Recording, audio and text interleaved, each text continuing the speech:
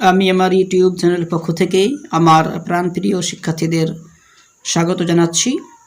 আজকে আমি শুরু করতে চলেছি তোমাদের 2021 খ্রিস্টাব্দের মাধ্যমিকের ভূগোল বিষয়ের গুরুত্বপূর্ণ এবং সাজেশন এবং সবথেকে নির্ভরযোগ্য এবং গুরুত্বপূর্ণ এবং সবথেকে ইম্পর্ট্যান্ট একটি ভিডিও বলা যেতে পারে। তার আগে কিছু কথা। আজকে তোমরা জানো, আজকে 2020 খ্রিস্টাব্দের 31 জানুয়ারি, অর্থাৎ আর কিছুক্ষণ পরেই আমাদের কাছে আসতে চলেছে নতুন একটি বছর 2021। এই 2020 খ্রিস্টাব্দ আমাদের জীবনের জন্য অত্যন্ত গুরুত্বপূর্ণ একটি বছর। এই বছরে আমরা অনেক কিছু হারিয়েছি, আবার অনেক কিছুই আমরা অর্জন করেছি। অর্থাৎ এই বছরটি আমাদের জীবনে একদিকে যেমন এক নতুন অভিজ্ঞতার বছর, ঠিক তেমনই অপরদিকে অনেক কষ্টের বছর। এই বছরই করোনা আবহাওয়ায় তোমাদের সেই প্রাণপ্রিয় সেই স্কুল অর্থাৎ বিদ্যালয়ে তোমরা যেতে পারছো না, অত্যন্ত কষ্টের, যা তোমাদের জন্য এবং বিশেষ করে শিক্ষকদের জন্য অত্যন্ত কষ্টের। তারপরেই আমরা মানুষ, আমরা আমাদের নিজস্ব বৈশিষ্ট্য বজায় রেখে আমরা কষ্ট সহ্য করে হলেও আমরা আমাদের নিজ নিজ কাজে আমরা নিজ নিজ কাজে আমরা রত রয়েছি। আজকে তোমাদের সামনে যে ইউটিউবে আমার আগমন, এটিও 2020 খ্রিস্টাব্দের জন্য, এটিও 2020 খ্রিস্টাব্দে আমার জন্য একটা নতুন অভিজ্ঞতা, নতুন একটা অর্জন, যা আমি এই বছরেই অর্জন করতে পেরেছি। চলো আর দেরি করবো না, তোমাদের বিদায় এই বছরের 2021 খ্রিস্টাব্দের সামনে যে 2021 খ্রিস্টাব্দের আগাম শুভেচ্ছা বার্তা জানিয়ে আমি আজকে শুরু করতে চলেছি তোমাদের সেই কোনো অত্যন্ত কাঙ্ক্ষিত সেই ভূগোলের সাজেশন। তো আমি শুরু করতে চলেছি তোমাদের সেই ভূগোলের সাজেশন। 2020 খ্রিস্টাব্দে বিদায় জানাচ্ছি, তার সঙ্গে সঙ্গে নতুন 2021 খ্রিস্টাব্দের আগমনকে আমরা স্বাগত জানাচ্ছি। আর সেই 2021 খ্রিস্টাব্দে আমাদের প্রত্যেকটি ছাত্রছাত্রীর জীবনে নিয়ে আসুক অনাবিল সুখ, শান্তি এবং তার সঙ্গে সঙ্গে 2021 খ্রিস্টাব্দে তোমাদের বার্ষিক পরীক্ষার যাতে ফলও তোমরা ভালো করতে পারো, সেই প্রত্যাশা রেখেই আজকে আমি শুরু করতে চলেছি 2021 খ্রিস্টাব্দের ভূগোল বিষয়ের সাজেশন। চলো দেখে নিই আমরা ভূগোল বিষয়ের সাজেশনগুলি। এক্ষুনি সাবস্ক্রাইব করুন এমডি মোস্তফা অফিসিয়াল ইউটিউব চ্যানেলটিকে এবং বেল আইকনে প্রেস করে নোটিফিকেশন অল করে রাখো আমাদের সমস্ত নোট, সাজেশন এবং শিক্ষামূলক ভিডিও পেতে। প্রথমে আমরা ভূগোল প্রশ্নপত্রের কাঠামো কেমন রয়েছে সেই প্রশ্নপত্রের কাঠামোর সঙ্গে আমরা একটু পরিচিতি হয়ে নিই। দেখো, তোমাদের বিভাগ কয়ের বিকল্পগুলির থেকে সঠিক উত্তর নির্বাচন করো। অর্থাৎ তোমাদের এমসিকিউ প্রশ্ন থাকবে 14টি, অর্থাৎ তোমাদের 14টি এমসিকিউ প্রশ্ন থাকবে, প্রতিটি প্রশ্নের মান 1। বিভাগ খ, নিম্নলিখিত বাক্যগুলি শুদ্ধ হলে পাশে সু এবং অশুদ্ধ হলে পাশে অ লিখো। যে কোনো 6টি প্রশ্নের উত্তর দাও। এখানে তোমাদের শুদ্ধ অশুদ্ধ থাকবে 6টি, তোমরা 1 নম্বরের প্রশ্ন তোমরা 6 নম্বর পেয়ে যাবে। উপযুক্ত শব্দ বসিয়ে শূন্যস্থান পূরণ করো। অর্থাৎ শূন্যস্থান পূরণ থাকবে তোমাদের 6টি, এখানে তোমাদের 6টির উত্তর নির্বাচন করতে হবে, 6 নম্বর পেয়ে যাবে। একটি বা দুটি বা শব্দে উত্তর দাও, যে কোনো 6টি, এখানে 8টি থাকবে, 6টি প্রশ্ন উত্তর দিতে হবে, এর মান 6। বাম দিকের সঙ্গে ডান দিকের মিল করো, থাকবে 4টি, অর্থাৎ তোমাদের 1 নম্বর প্রশ্ন 4 নম্বরে তোমরা 1 নম্বর প্রশ্ন তোমরা 4টি প্রশ্ন উত্তর লিখে 4 পেয়ে যাবে। নিচের প্রশ্নগুলির সংক্ষিপ্ত উত্তর দাও। বিভাগ গয়ের তোমাদের 2 নম্বরের প্রশ্ন থাকবে 6টি, তোমরা এখানে 12 নম্বর পেয়ে যাবে। বিভাগ ঘ, সংক্ষিপ্ত ব্যাখ্যামূলক প্রশ্ন, অর্থাৎ 3 নম্বরের প্রশ্ন থাকবে 4টি, তোমরা এখানে 3 4-এ 12 নম্বর পেয়ে যাও। আবার ব্র্যাকেট লেখা আছে, দেখো বিকল্পগুলো লক্ষ্য, অর্থাৎ এখানে কিন্তু পরপর 4টাই প্রশ্ন থাকবে, কিন্তু সেখানে অথবা দিয়ে থাকবে, সেগুলি বিকল্পগুলো তোমাদেরকে অবশ্যই মনোযোগ দিয়ে দেখতে হবে। বিভাগ উতে তোমাদের যে কোনো 2টি প্রশ্ন তো দিতে হবে, অর্থাৎ 5 নম্বরের মোট 2টো প্রশ্ন আসবে তোমাদের, 5 দুগুণী 10, অর্থাৎ যে বহিরাগত প্রক্রিয়া সৃষ্ট ভূমিরূপ থেকে তোমাদের 2টো প্রশ্ন আসবে। আর যে কোনো 2টি প্রশ্ন তো দাও, 5 × 2 = 10, এটা তোমাদের যে আঞ্চলিক ভূগোল রয়েছে সেখান থেকে তোমাদের 10 নম্বরে দুটো প্রশ্ন আসবে। পত্রের সঙ্গে প্রদত্ত ভারতের রেখা মানচিত্র নিম্নলিখিত উপযুক্ত প্রতীক ও নাম সহ চিত্রিত করে মানচিত্রটি উত্তরপত্রের সঙ্গে জুড়ে দাও। অর্থাৎ তোমাদের 10টি কিন্তু তোমাদের মানচিত্র চিহ্নিত করতে হবে, সেখানে তোমরা 10 নম্বর পেয়ে যাবে। আর তোমরা জানো যে তোমাদের এই করোনা আবহাওয়ার কারণে কিন্তু 30 থেকে 35% কমিয়ে দেওয়া হয়েছে। অর্থাৎ তোমাদের মোট 2টো অধ্যায়ের পরীক্ষা হচ্ছে এবছর। অর্থাৎ প্রথমেই যে বহির্জাত প্রক্রিয়া তার দ্বারা সৃষ্ট ভূমিরূপ, আর ভারত হচ্ছে ভূমিকা, ভারতের প্রাকৃতিক পরিবেশ, ভারত অর্থনৈতিক পরিবেশ, আর শেষে তোমাদের থাকছে 10 নম্বরের মানচিত্র। এই ছিল তোমাদের প্রশ্নপত্রের ধরন অর্থাৎ কাঠামো এবং সিলেবাস সম্বন্ধে আলোচনা। এবার আমরা চলে যাব সরাসরি আজকের আমাদের সেই আকাঙ্ক্ষিত সেই সাজেশনের দিকে। তো আজকে আমি মূলত তোমাদের কেবলমাত্র 2, 3, 5 আর তার সঙ্গে মানচিত্র এই প্রশ্নগুলো নিয়েই আলোচনা করব। আর যে সমস্ত প্রশ্নগুলো বাকি থাকছে, অর্থাৎ তোমাদের যে 1 নম্বরে যে প্রশ্নগুলো বাকি থাকছে, শুদ্ধ অশুদ্ধ মিল করো, ডান দিক বাম দিক, একটি বা দুটি বা একটি বাক্য উত্তর দাও, তার সঙ্গে সঙ্গে এই যে প্রশ্নগুলো বাকি এমসিকিউ, এই প্রশ্ন উত্তরগুলো আমি ছোটো ছোটো ভিডিও বানিয়ে অধ্যায় ভিত্তিক তোমাদের সামনে আমি উপস্থাপন করব।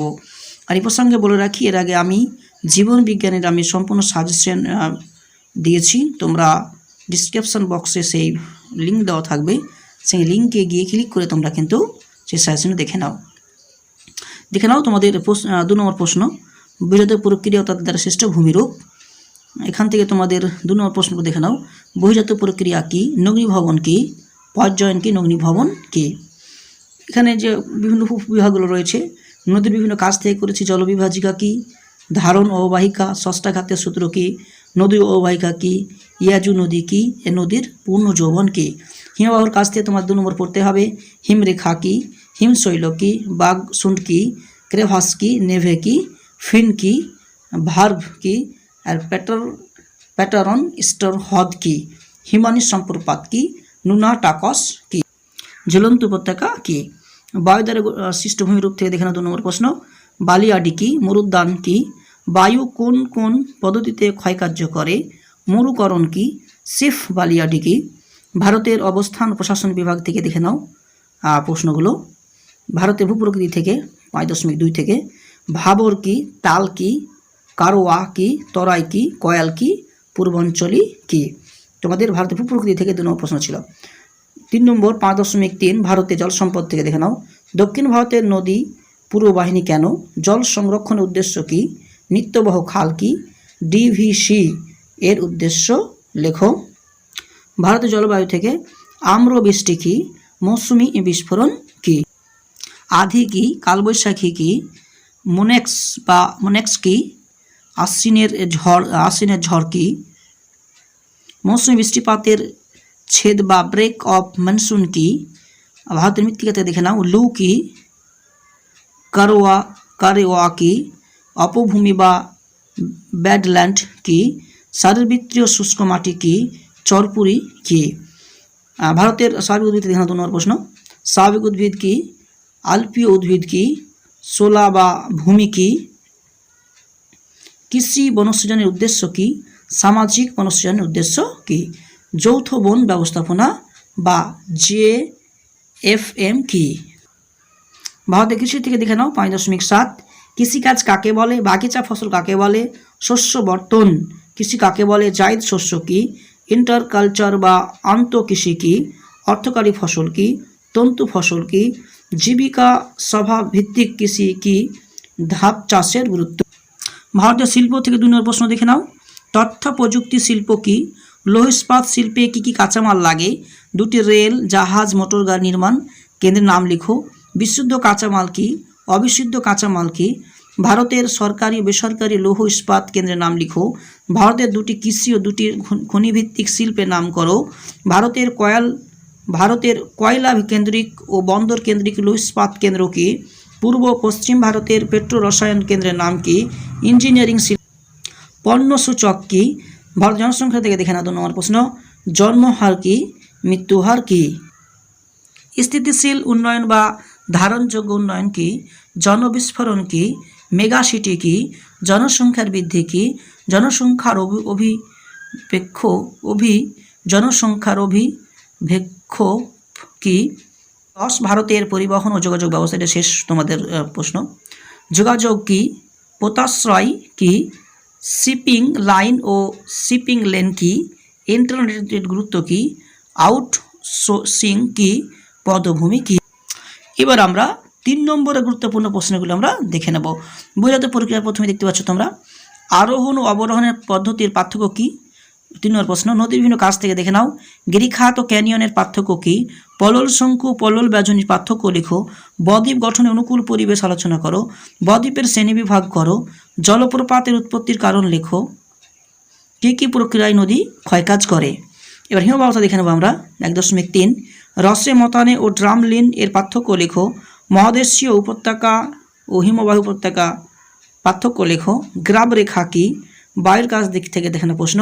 পেডিমেন্ট ও বাজাদার পার্থক্য লেখো। ইয়াদাম ও জিউগেন এর পার্থক্য লেখো। বারখান ও সিফ বালিয়াড়ির পার্থক্য। মোনাডনক ও ইনসেল বাজের পার্থক্য লেখো। অনুদৈর্ঘ্য ও তির্যক বালিয়াড়ির পার্থক্য লেখো। মরু অঞ্চলে বায়ুর কাজ প্রবল কেন? বারখান টিকা লেখো। ভারতের ভূপ্রকৃতি দেখে না। 3 নম্বর প্রশ্ন। ভাবর ও তরাই এর পার্থক্য লেখো।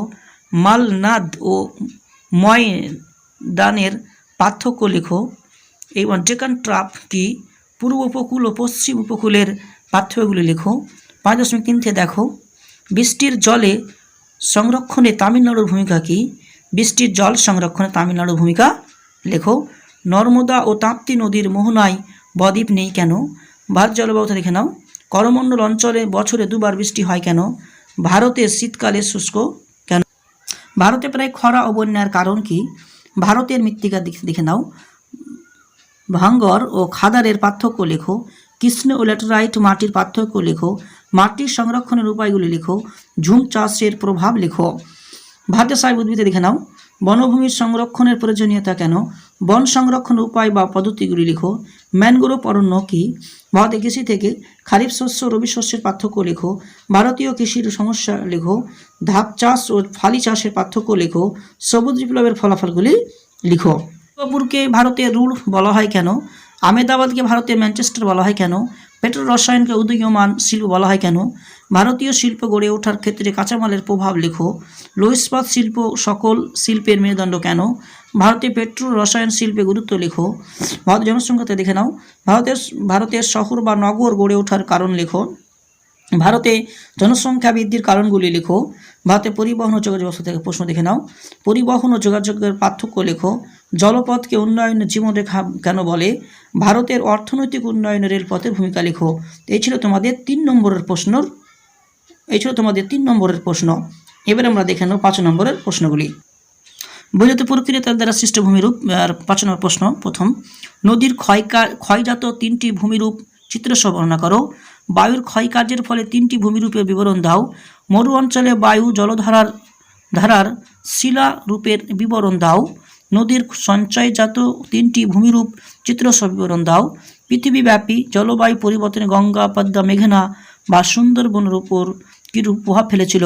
তোমাদের 5টি প্রশ্ন আছে। প্রথম 3টি থেকে কিন্তু তোমাদের 2টি প্রশ্ন আসার সম্ভাবনা প্রবল। ভারতের প্রশাসনিক তথা আঞ্চলিক ভূগোল থেকে দেখে নাও প্রশ্নগুলো। উত্তর থেকে দক্ষিণ হিমালয় পর্বতের শ্রেণীবিভাগ করো। মাটির শ্রেণীবিভাগ করে যে কোনো 2টি প্রকারের বিবরণ দাও। ভারতের স্বাভাবিক উদ্ভিদের শ্রেণীবিভাগ করে যে কোনো 2টির বিবরণ দাও। ধান, গম, ইক্ষু বা আখ চাষের অনুকূল পরিবেশ লেখো। পশ্চিম ভারতে পেট্রো রসায়ন শিল্পের এবং উন্নতির কারণ কী ছিল? পূর্ব ও মধ্য ভারতে লৌহ ইস্পাত শিল্প গড়ে ওঠার কারণ কি? ভারতে জনসংখ্যা বন্টনের তারতম্যের কারণগুলি আলোচনা করো। তোমরা আঞ্চলিক ভূগোল থেকে তোমরা উত্তর থেকে দক্ষিণ হিমালয় পর্বতের প্রভাব শ্রেণীবিভাগ সেটা, আর ভারতের মাটির, আর ভারতের স্বাভাবিক উদ্ভিদ, আর ধান, গম, ইক্ষু, আখ চাষ, এই প্রথম 4টি প্রশ্ন করলে কিন্তু 2টো প্রশ্নে কিন্তু আশা করা যায় তোমাদের কমন কিন্তু আসবে। এবার আমরা মানচিত্রগুলো দেখে নেব। এগুলো তোমরা যদি প্র্যাকটিস করো, তোমাদের সামনে এখনও প্রায় 5 মাস সময় রয়েছে। এই দীর্ঘ 5 মাস যদি তোমরা যদি বারবার প্র্যাকটিস করতে থাকো, তাহলে তোমাদের প্রত্যেকটি প্রশ্নে কিন্তু তোমাদের মুখস্থ হয়ে যাবে। দেখো, আমি 4টি সেটে ভাগ করে দিয়েছি পুরো মানচিত্রগুলোকে। পাহাড়, পর্বত, শৃঙ্গ, নদ নদী, হ্রদ, উপকূল, উপসাগর, কারাকোরাম, উলার হ্রদ, ডাল হ্রদ, পীর পাঞ্চাল, এভারেস্ট, কাঞ্চনজঙ্ঘা, নামচাডোয়া, আরাবল্লী, বিন্দু পর্বত, সাতপুরা পর্বত, মহাবালেশ্বর, মালাবার উপকূল, রোদাবেতা, নীলগিরি, অষ্টমুদি হ্রদ, খাম্বাত উপসাগর, লুনি নদী, যমুনা, গঙ্গা, তারপরে পরেশনাথ, দামেদর, মহেন্দ্রগিরি, চিল্কা হ্রদ, করমণ্ডল উপকূল, নর্মদা নদী, সবরমতী নদী, গোদাবরী, কাবেরী, কচ্ছের উপকরণ, কচ্ছ উপসাগর। সেট 2-এ রেখেছি আমি অরণ্য গবেষণা কেন্দ্রের বিভিন্ন কেন্দ্র থাকবে, সে কেন্দ্রের নাম লিখতে হবে। আর্দ্র পর্ণমোচী উদ্ভিদ, মরু উদ্ভিদ, শুষ্ক পর্ণমোচী উদ্ভিদ, ম্যানগ্রোভ ও অরণ্য, চিরহরিত অরণ্য। সেট 3-তে রেখেছি দেখো মরু মাটি, মরু কৃষ্ণ মাটি, পলি মাটি, ল্যাটেরাইট মাটি, সর্বাধিক বৃষ্টি পাতযুক্ত অঞ্চল, খরা প্রবল অঞ্চল, বন্যা প্রবল অঞ্চল, বৃষ্টি ছায়া অঞ্চল, বছর 2বার বৃষ্টিপাতযুক্ত অঞ্চল, কার্পাস উৎপাদক অঞ্চল, গম উৎপাদক, কফি উৎপাদক অঞ্চল, গম উৎপাদক অঞ্চল, চা উৎপাদক অঞ্চল, ধান উৎপাদন এবং কেন্দ্র। সেট 3-তে রেখেছি আমি তথ্য প্রযুক্তি বিভিন্ন কেন্দ্রগুলো, তথ্য প্রযুক্তি শিল্প, রেল ইঞ্জিন নির্মাণ কেন্দ্র, জাহাজ নির্মাণ কেন্দ্র, বিমান পথ এবং নির্মাণ কেন্দ্র, কার্পাস শিল্প কেন্দ্র, বন্দর, অত্যাধিক জনবসতি অঞ্চল, বিরল জনবসতি অঞ্চল, অতি বিরল জনবসতি অঞ্চল, শহর ও মহানগর। তো এই ছিল তোমাদের ভূগোলের সাজেশন। শুরু থেকে শেষ পর্যন্ত ভিডিওটি দেখার জন্য আবারও আমি আমার প্রাণপ্রিয় সেই ছাত্রদের অভিনন্দন জানাচ্ছি। তার সঙ্গে সঙ্গে নতুন বছরের শুভেচ্ছা জানিয়ে আজকের মতো এখানেই বিদায় নিচ্ছি। এক্ষুনি সাবস্ক্রাইব করুন এমডি মোস্তফা অফিসিয়াল ইউটিউব চ্যানেলটিকে এবং বেল আইকনে প্রেস করে নোটিফিকেশন অল করে রাখো আমাদের সমস্ত নোট, সাজেশন এবং শিক্ষামূলক ভিডিও পেতে।